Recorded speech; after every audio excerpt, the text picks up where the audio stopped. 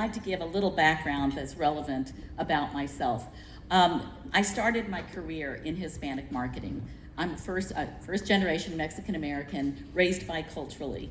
And what that means is that I was raised to fully understand, experience, and value my Mexican heritage while being raised fully American. My first job was for a consumer products company. It was for Hispanic marketing. And I got to go to places like California, Texas, Florida, Chicago, to do some primary research on the Hispanic consumer back then. And it was an emerging market, right? And so I was doing a lot of primary research. And I remember us talking about, when the 2010 census comes out, everybody's gonna recognize the Hispanic market as a force. So here I am in St. Louis, 2025, happy to be presenting the Hispanic case for St. Louis market. So the business case and the opportunity. If I were to describe an ideal country for expanding your business, the 5th largest economic power with a GDP of 3.6 trillion, a place with a strong regulatory environment, so there's no sovereign debt risk, a G20 country that is English dominant, and the 2nd largest Spanish-speaking economy in the world. Youthful, fast-growing country with an average age of 28, mode age of 19. Would you be interested in expanding into this country? Everyone says, of course. Well, he's just described the US Latino market, and that's Sid Wilson with the Hispanic Association on Corporate Responsibility. Hispanics are a key economic power. Latino GDP is among the 10 largest and is the 2nd fastest growing among the world's largest economies.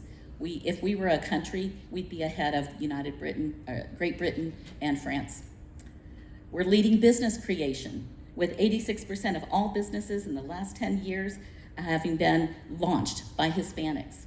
And we'll continue to grow. We're young, so we are advancing and growing our income by 77%. We are the economic future.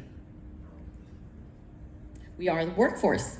So 40% of our US workforce growth is Hispanic. We're voters, we're taxpayers. 32 million of us eligible to vote, $102 billion in Social Security being paid, and $379 billion in federal, state, and local tax revenue are coming from Hispanics. We're also breaking stereotypes. I love to break stereotypes. So 80% of us are English speaking. We are increasing our educational levels. We are increasing our representation in management, business, and the arts. We are growing in healthcare, and actually 1 in 4 of Gen Zers are Hispanic. So think about that. Those are the young kids. So let me just focus on 5 different opportunities for us to consider. One is as an economic engine. So a $4.1 trillion GDP. So we just heard about GDP and the output. This is the production of services and goods. If Hispanics rank as the world's 5th largest economy, if we were considered a standalone economy. We're also entrepreneurial. So we're fueling business growth. Latino-owned businesses are growing 10 times faster than the national average. We're securing the future with our workforce. Fastest growing segment in the US workforce is projected to represent 78% of the net new workers between 2020 and 2030.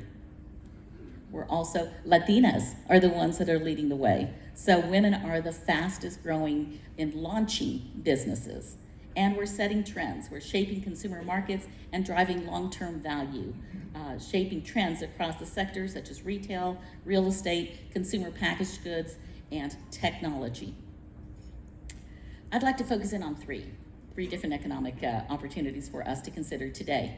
One is the economic engine. So the buying power, the production that we see in our community. Because of a young age, we are a buying power that extends longer than that of non-Hispanics. And we consider ourselves the consumers of the future. And I'll make this case. As consumers, the most common age for US Latinos is 17, and compared to the average of 34, making us a longer runway for future engagement and consumption. We have consumer base offers 50 years of future purchasing power, which is a 12-year advantage over the average US consumer.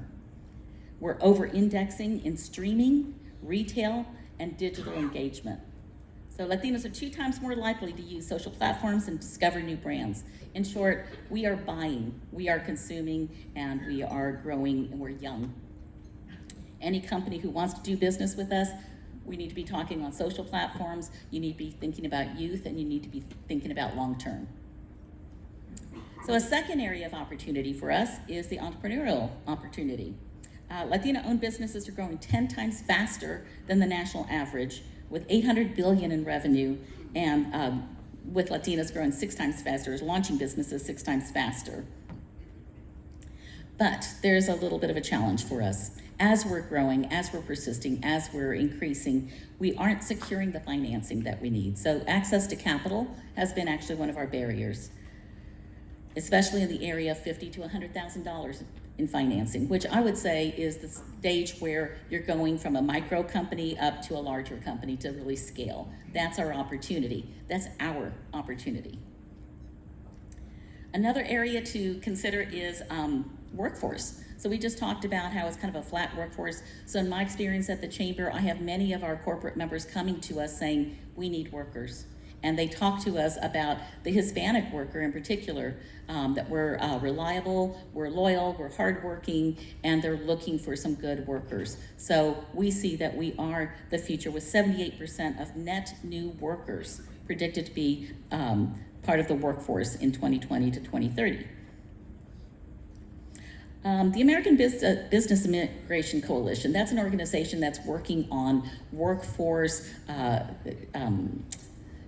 immigration policies. So this is a slide about immigrants, of which Hispanics and Asians are a big part of the immigrant community. But you will see that the immigrants are part of our workforce and vital to our workforce in so many different industries. So let's talk about St. Louis. So my good friend Ness Sandoval, Dr. Sandoval of St. Louis University, put this graph together for us. So when I came to St. Louis in 1980, I didn't see many people who looked like me. And I assimilated into the St. Louis culture, and I adapted my business from Hispanic marketing over to strategic marketing. But as you can see, in the last 20 years here, we have really experienced a growth in the Hispanic population. And that is something that we have noticed and we are now taking note of, with a projection of being 8% of our total population in 5 years. We're currently at about 118,000 with a 29 at median age, and about 75% of us are here from other states. So we were born in the United States and we've moved and found St. Louis as a place to live. The remaining 26% foreign-born, most of them have come through the universities as international students, or they've come through global companies who have brought people from other countries to work here, and their spouses and their families. The median household income is $60,000, with 15% of our St. Louis Hispanic household earning over $100,000. The workforce has grown 3 times faster than the non-Hispanic workforce, where 73% are age 16 and over are active in the labor force, and by 2030 we're projected to represent 78% of all new workers entering the labor market. So let that settle for a minute. But there is a little bit of a downside here. Some of the immigration policies are working against us. So for example, the H-1B visa fee. These are the things that might slow our growth and slow our overall economy.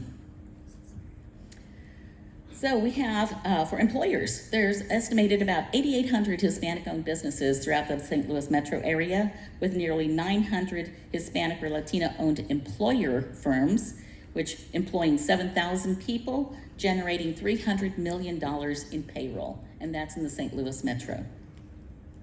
So let me tell you a little bit about some success stories very quickly. Gabriel Cardenas with Missouri Contractors. He's a great example of someone who came from Texas, second-generation Mexican-American. He has grown his business exponentially by his smarts, by his determination, by his hard work. He's also been challenged with financing to scale his business. Luce of Lusco. How many people have heard of Lusco? Right? Yeah, she's a success story. We love talking about Luz because she's a vibrant, dynamic, innovative entrepreneur. She, again, is one example of so many Latina businesses that are here in St. Louis. She has, through COVID, through innovation, really grown her business. She calls them familia members, 132 employees. And then one of our own small business success program participants, I have to brag about her because Elsa came here from Mexico as a single mother with a dream. She needed to start a new life. And she did that with her own hard work and discipline, and she's built a cleaning business that not only has she grown it, but she's grown it commercially. She has employees, and she is, in a short amount of time, showing us what can be done with a lot of ingenuity and hard work. Speaking of our business program, we launched that last year, realizing that our businesses needed a lot of wraparound support. So just since last year, we have helped 27 businesses who have increased their revenue, 60% of them, and created jobs. This is just in a short amount of time. We're just getting started. So a little bit about the Chamber. We are a membership organization. I don't need to tell this room what a Chamber of Commerce does, but we also have a foundation, and that foundation is a 501c3 where we can accept donations that help fund our programming. Our mission is to improve the economic development of St. Louis through the support of our small businesses and our workforce, with a vision of a prosperous St. Louis Hispanic community through a strong, vibrant, and integrated business community. We grow businesses, we advance working professionals through a variety of programs that we offer for everyone. We've really increased our programming because we see the needs that exist in our business community, in our workforce community. So, are you ready to grow? Are you ready to grow with the Hispanic business community of St. Louis? If so, then please join us in building a stronger, vibrant St. Louis region. Thank you so much.